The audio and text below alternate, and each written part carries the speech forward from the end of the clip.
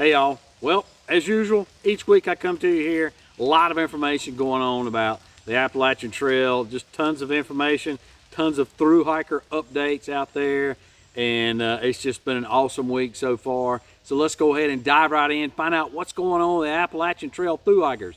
So we got Tick Maggot. He is in Northern Virginia and almost to the Priest, which is kind of where the area that I'm at right now on my section hiking, but of course he's a through hiker. So he said he should be in the Shanties the first of next week, and he sends in this vid. Hey Ramdino, it's been a while since I checked in, sorry. So this is Tick Magnet, and I'm just powered through 18, well, middle of mile 1817.9 at Salt Log Gap here in the Peddler District of George Washington National Forest. I'm not too far south of the Priest where I get to do my confessions. At any rate, talk to you later. Sweet Potato, she has reached the Shanties and she sends in her update. It's a beautiful day for hiking. I just left Rockfish Gap and I stayed at Stanimals last night, which was fabulous. The experience was great, the energy was restful and welcoming, and the accommodations were perfect. The staff was fabulous, the pancakes were delicious. Today, I'm not sure if I'm going 10 miles or 20 miles. There's a big water carry if I do not make it to the second shelter. The weather is perfect though for hiking, so we'll see how that holds out. And Shenandoahs, here I come. 111, he has made it past Harper's Ferry, probably, given that Maryland is such a short state, probably already through Maryland by now. He is on the AT diet. So he says he has gone from a blueberry when he first started to a missile. It does say that he needs to work on his upper body a little bit, but basically he has lost a lot from his lower body, his torso area, which is awesome. So he's on the AT diet. The problem is that once you get to halfway point, Harper's Ferry or halfway point, whatever, you've lost a lot of weight by then most of the time. And once you lose all the fat, all that visceral fat that you've got, and whatever the other kind of fat is that you may have that you can lose out there, your body, if it runs out of fat, it'll start eating the muscle. My buddy Come Along hiked 2 years ago, and when he hiked in 2022, he surprised me and met me at the airport in Vermont when I went to finish Vermont, and we had hiked it, the lower section, the summer before. And so he surprised me, met me at the airport there with Retread, who is our trail angel who always supports us when we're in that area up there. Anyway, and lo and behold, we got out of the car to stop and get some gas, some fuel for our stoves and stuff and what have you, and water bottles because you can't take them on the airplane. And he looked like he had been in a concentration camp somewhere. So from the legs down, his calves had gotten huge.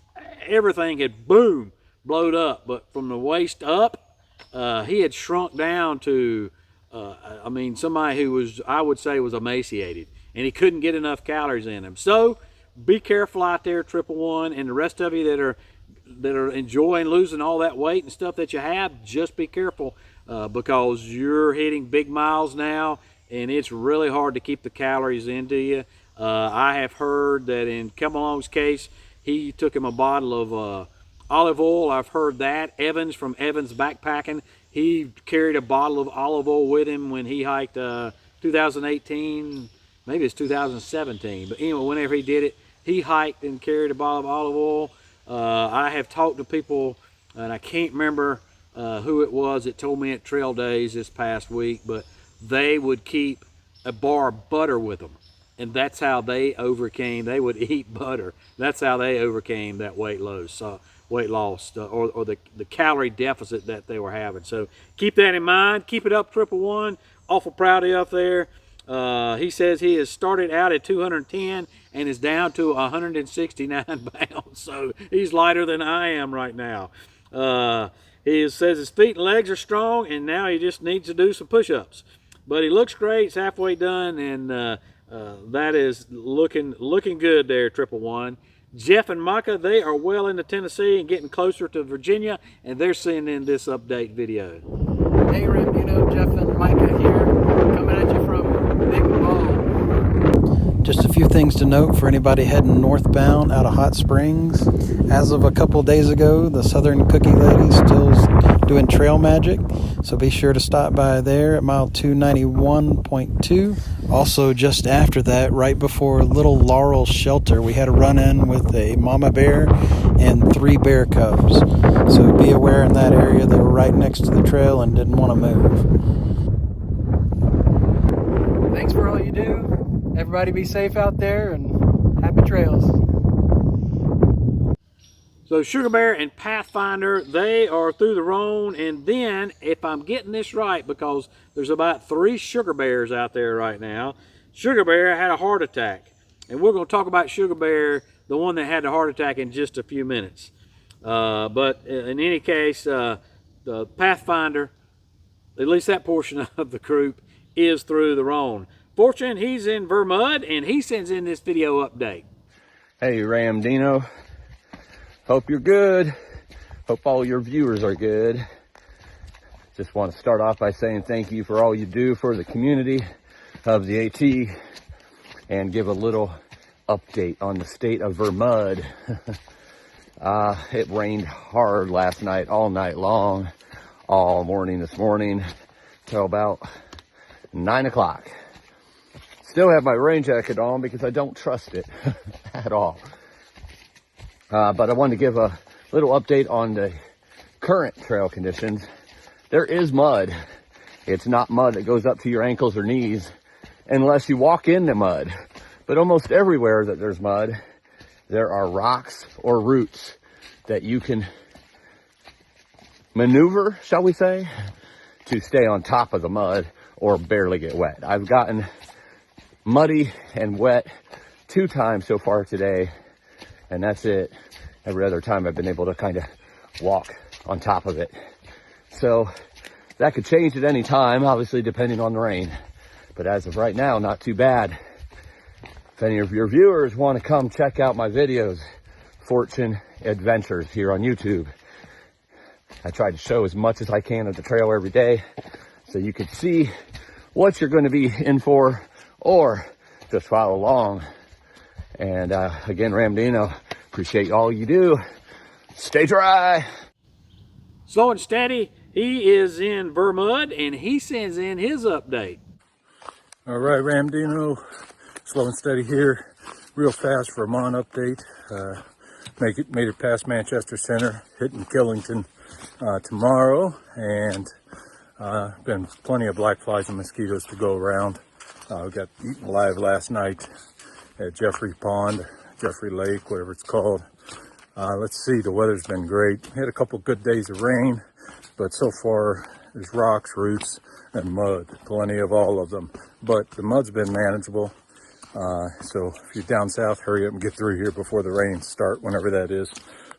We're trying to get out. We got a couple of good more days of solid weather, so trying to get over to Hanover, New Hampshire before the rains start on Wednesday, I think. We'll see how bad they are and if we can sneak out of Vermont without getting trapped in the mud pits. There's plenty of it around. Anyway, that's our quick update. Haven't been any moose or deer or snakes other than little garter snakes and ribbon snakes. Anyway, hope everyone's doing well. If you want to know how we got here, check out Hiking with Slow and Steady on YouTube. See where we've been and where we're going. Thanks for everything, Ramdino. Catch up soon. Glad to hear that folks are experiencing less mud when they were up there. When Come Along and I did that, the southern section a couple years ago, it wasn't nothing but ankle deep mud through there. And then you would try to miss the mud by hopping on rocks and hopping on roots and stuff, trying not to expand the trail. And it seems like all the rocks you hop on, they turn the pointy end up. And then the rocks will bum rush you and come at you. And then also they have these bog boards up there, which is the boards that they put down over really muddy areas sometimes, and even places where they got water coming out of some of the numerous ponds they have up there. And the bog boards, though, get really slick. They don't believe in hardware cloth up north, and so they get really slick and dangerous. And then they've been there for a long time, and if you're hiking with somebody and he steps off the board while you're stepping on it, your end's liable to pop up, and then you're tripping up, and next thing you know, it's a tea kettle over rear end into the mud. So just be careful up there. No Rush and Chopstick, they are having a zero in Waynesboro, and they'll be heading into the shanties here in any day now. So Sugar Bear, now this is another one that's not the one with a heart attack. He sends in this video update. Hey, Randino, this is Sugar Bear. I heard that there was a report of a sugar bear having a heart attack. That is not me. That was a different sugar bear. I did meet him on trail. I am sorry to hear what has happened. I hope all is well with him, as well as all is well with me. I am currently at Boots Off. You can post this if you'd like. I'd appreciate it. Thank you.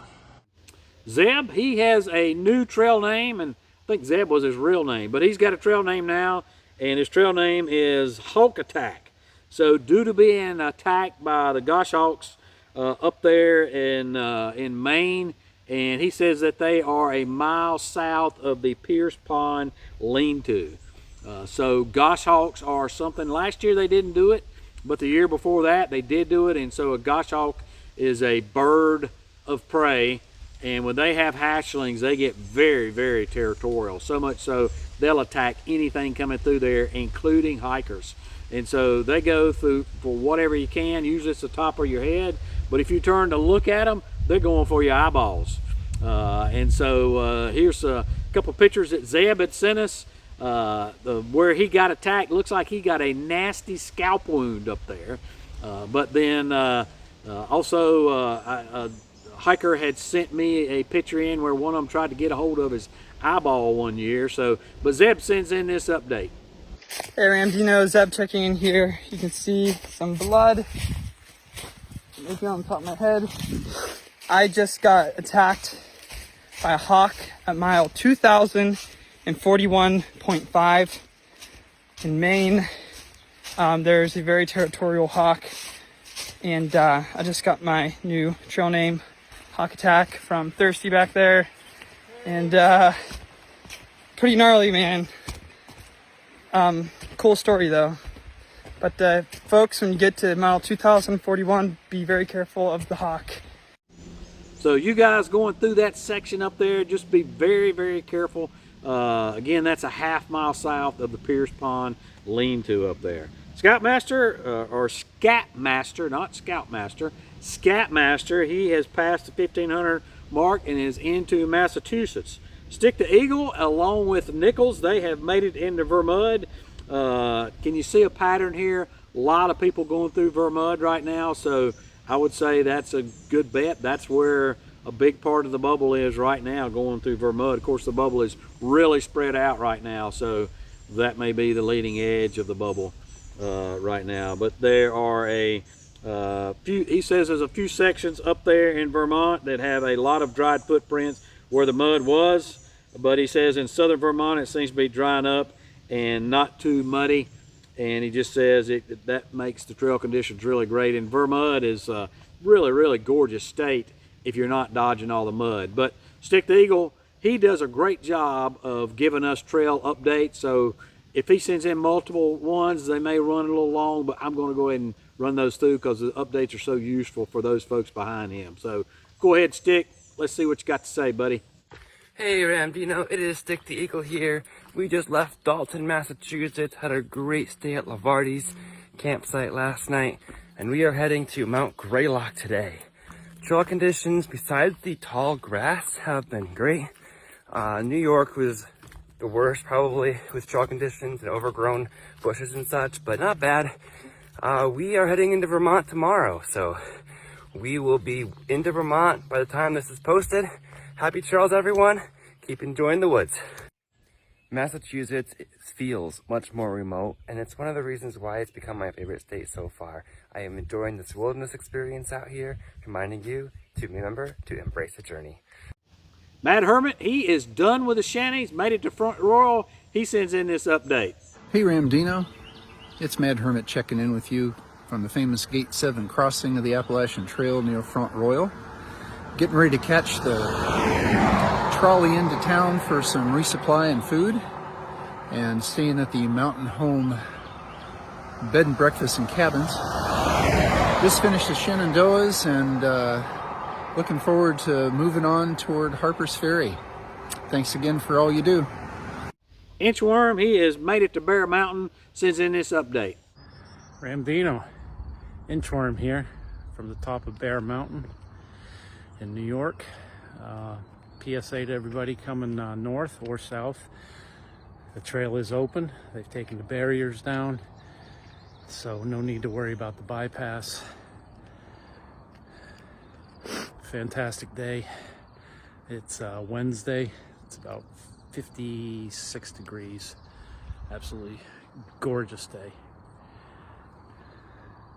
So that's awesome that reroute has been taken down around the Bear Mountain down there. They'd had around the zoo area, they'd had some pretty significant winds last year, and a big storm. It may have been part of the hurricane that moved through there that did a lot of damage in Vermont. But anyway, it did a lot of damage there too, and so they had to shut down and reroute a section there.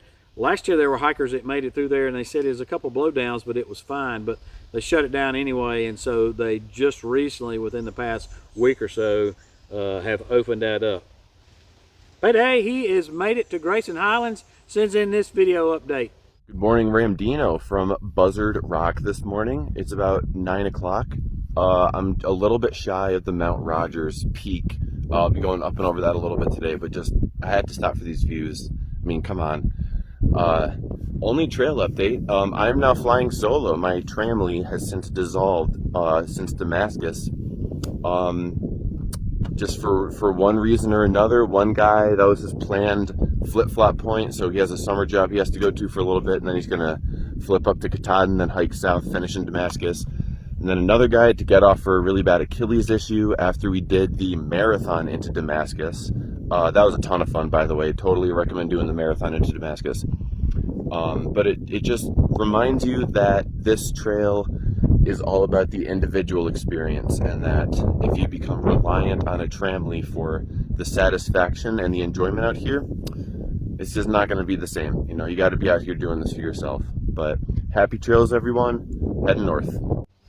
And we haven't been talking about Finisher because Finisher hasn't been updating us, but I did happen to see on one of the Facebook pages as I was posting something else, I saw where Finisher has made it to Baxter. He's the first Nobo to make it to Baxter. He's got his summit card that puts him as #1.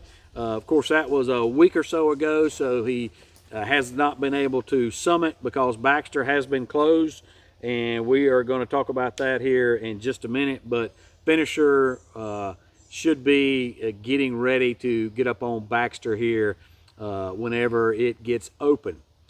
And then we got one that mentioned that he got off the trail, and that's Hard Hat. So Hard Hat had not been reporting to us, but he did want to report in just so other folks that know him out there, and particularly hikers he'd been with, knew that he has gotten off the trail due to a ankle injury.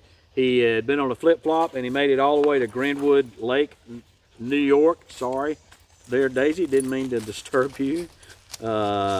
But one of the things about him is that he has been trying to find a place to worship on Sundays as he goes throughout his hike.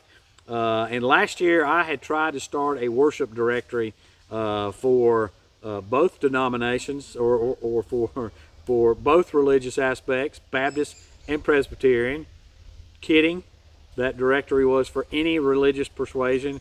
However, I didn't get a lot of input from folks out there, churches that were willing to come and pick up hikers and stuff like that. So I just didn't do it this year. But Hardhead says that he attended the Presbyterian Church of the Mountain there in Delaware Water Gap. Said it was great to be, they were very welcoming. It's great to be around God's people there. And he did say that probably the best thing to do is just Google for churches where when you pass through small trail towns there. And I would agree with that.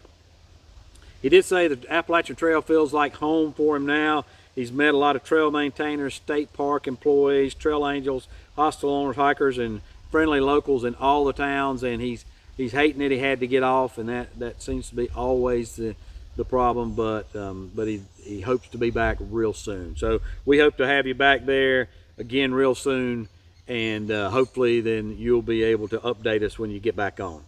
All right, some news that we've got here. So the biggest news that we've got is that Katahdin's open. So finisher, he can go finish. Night shift, didn't hear from him this week, but night shift, you can go and finish. So night shift is, I think he's already made it to Baxter. Pretty sure, certain he has. So he can go and finish, and then whoever else is coming behind him, y'all, it is officially now open. So the trail system up to Katahdin is open. Awesome. And looking forward to all the folks that are finishing and those come rolling in here. If you finish, whether you've been updating folks through my channel or not, please send me your date, your hiker summit number, and a picture of you on the sign or wherever you took your picture up there on the summit of Katahdin. We want to just celebrate with you, and so I always like to mention folks that finished, whether or not you've been updating us throughout the whole time or not. And by finish, I mean not only at Katahdin, but if you finish on your Sobo at Springer or wherever on the trail, Harper's Ferry, Franklin, where Monson, wherever you finish, we want to celebrate with you. So send me those finished pictures in here, when you started and when you finished, and we will celebrate with you. So Sugar Bear, the person, the hiker who is a section hiker, and normally I don't mention section hikers on there because there's millions of us, right? But Sugar Bear reported in that he had a heart attack, and so he had a heart attack out there on the trail. He'd had it somewhere while he was, I believe he was hiking Sobo through the Roan Mountains. So it's like he was going up to Big Bald, and of course that is a steep climb up through Doll Flats and everything, up through Big Bald. And so coming out of 19E, and he had a heart attack. Didn't realize he'd had a heart attack, but he realized that he needed to get out of there. And so he hiked several miles to get to Lemon Gap, I believe is where he came out, and so to get to the hospital. And so his story's really neat, and I'm gonna let him tell us his story. And so go ahead, Sugar Bear, the one with the heart attack, tell us your story. Hey Ramdino, Sugar Bear from Sugar Bear's Paw Treks. I was section hiking the AT this past weekend, Carver's Gap to Roan Mountain, then Lemon Gap, intending to finish off at Hot Springs. But my hike got cut short because I had a heart attack and had to get here to Asheville to the hospital. And when I checked in and had the initial tests done, the cardiologist met with me, and she said that she thought that my heart attack started before Monday morning. It probably happened either climbing up the hump on Saturday or even before that, on the way up to Over Mountain Shelter. I was thinking that it was because I was out of shape, because I got off trail in September with a bone spur, knocking out Vermont, and thought I was just out of shape. But it wasn't the case. And it just goes to show that folks should be listening to their bodies. And whether it's a hot spot on your heel, stop to take care of it before you get a blister, or listen real close if you've got symptoms of a heart attack. And in closing with that, I just want to say that last night, one of the surgeons that's going to be cutting me open and doing the double bypass, one of his associates made a point, who was not even involved with this case, to come in and see me. And he was asking me questions about the trail. And throughout the conversation, he was saying how lucky of a guy I was. And I didn't get it until he said this. He said, the Appalachian Trail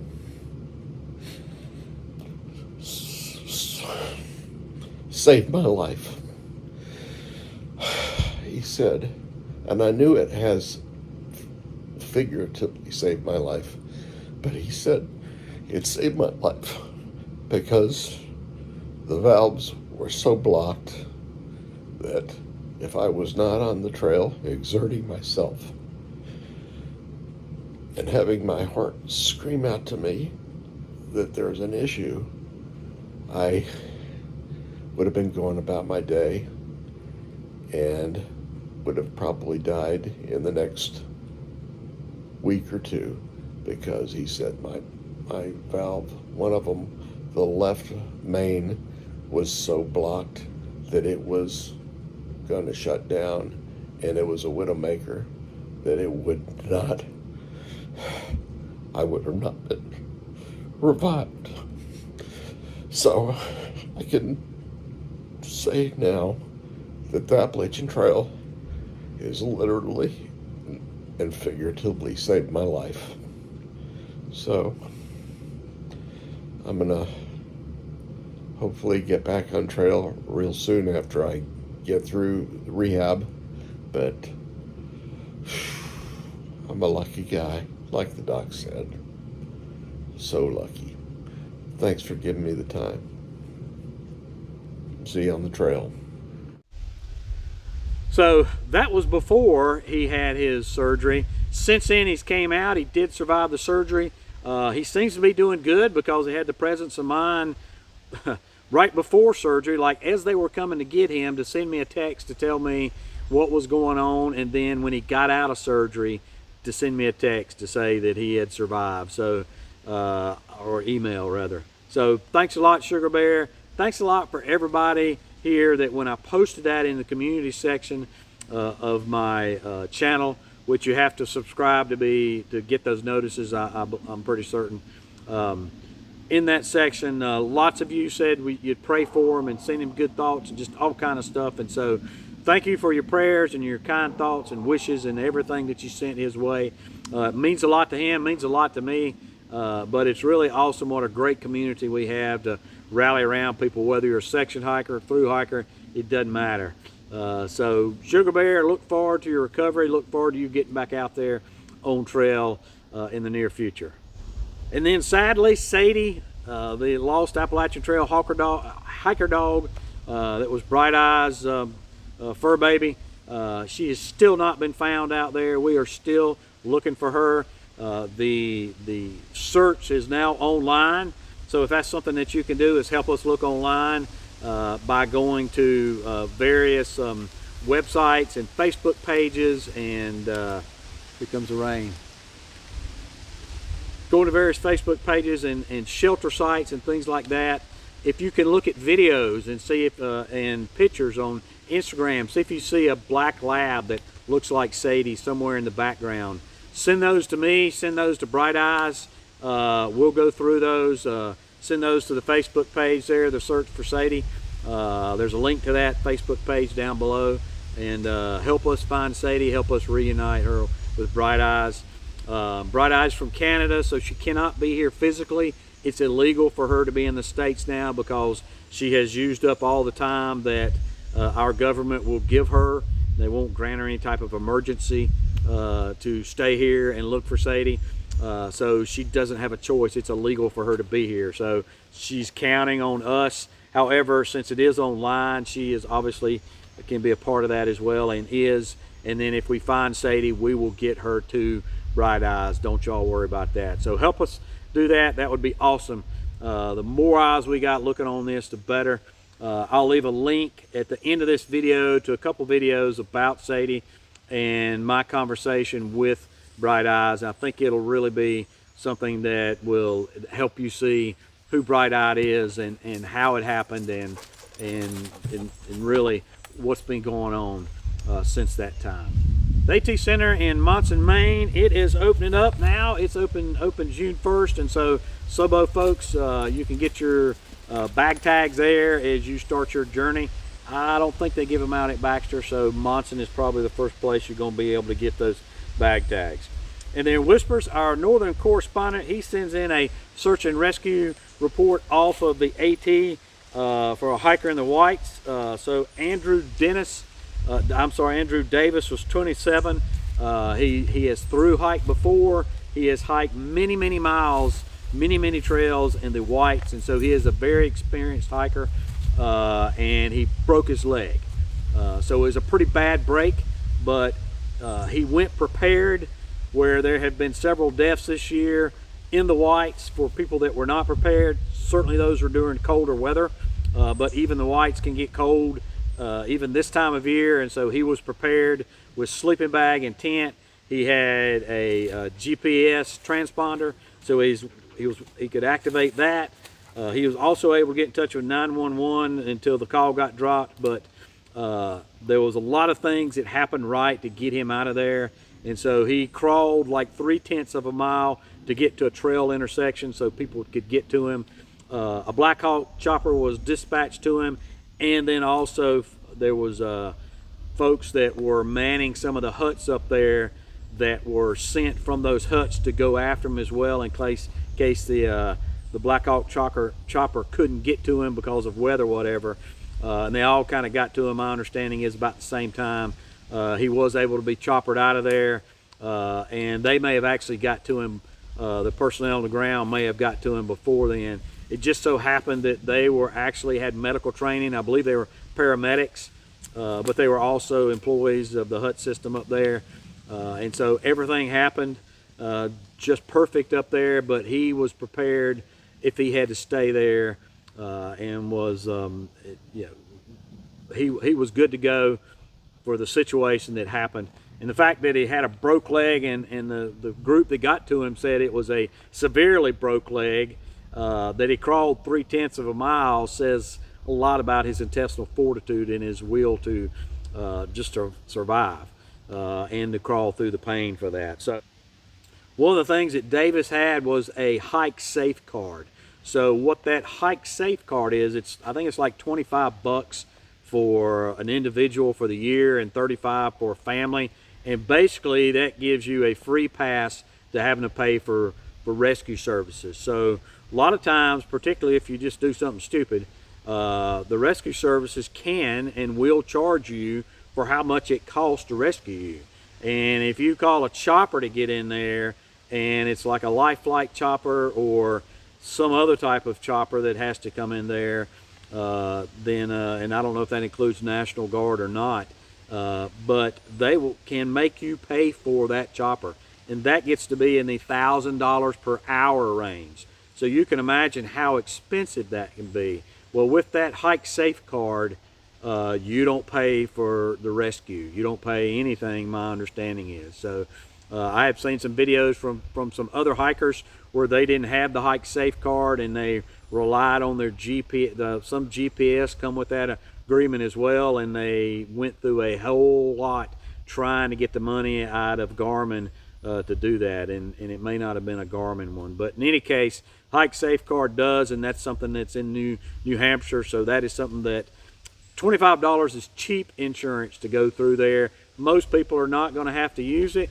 but you know, if you're that person that have to use it and you got to pay $10, $20, $30,000 or more to get out of there, well, that helps out tremendously. So I think that is definitely worth investing in it, and for that peace of mind. Couple bear reports we got out there. So the Smokies have closed down another shelter. They've closed down Derrick Knob Shelter, which is at mile 190, due to bear activity. So right now, Molly's Ridge, which is the first shelter you're going to come to out of Fontana if you're hiking Nobo, is at 177. Now they have a bear warning, not a bear closure. Russell Field is the next one, and it's closed, and that's at mile 181. And then Spence has no warnings, which is the next one after Russell Field. So Molly's Ridge, then you got Russell Field, Derrick is closed, Derrick Knob's closed, And then the next one is Siler's Bald, which is open. And so what that does is essentially you've got a hike from Molly's Ridge all the way into Siler. You either do a 6-mile day to Spence Field, which most people are not going to do on a hike, or you're going to wind up with a 17-mile day into Siler's Bald from Molly's Ridge. So 17-mile day, if you're through hiking, which most through hikers are already through there, but section hiking particularly, that's tough for section hiker period, but tough in the Smokies because that is all uphill coming out of Fontana. So it's a 17-mile day you're going to have to do there, so just be prepared for that. And typically that bear closure is going to stay like that for the whole hiker season. They usually don't wind up closing it unless the bears moved away from there, which probably not going to happen unless there's some type of attack or something, particularly in the Smokies. But also keep in mind that means that there's going to be a lot of folks backing up at Derrick's Knob. So 17 miles is the limit of what folks are probably going to hike there, and there'll be it'll be very crowded circumstances there. So I think they can. I think Derrick's Knob's one of those that can maybe have like 12 people in it, but yeah, if that gets to be more than 12, you'll be tenting on the outside, and you know, it's debatable whether or not there's a lot of tent sites there at Derrick's Knob. So just keep that in mind if you're going through the Smokies about the closures that they have up there. And folks, that is all I've got this week. As always, appreciate you, and we'll see you out here.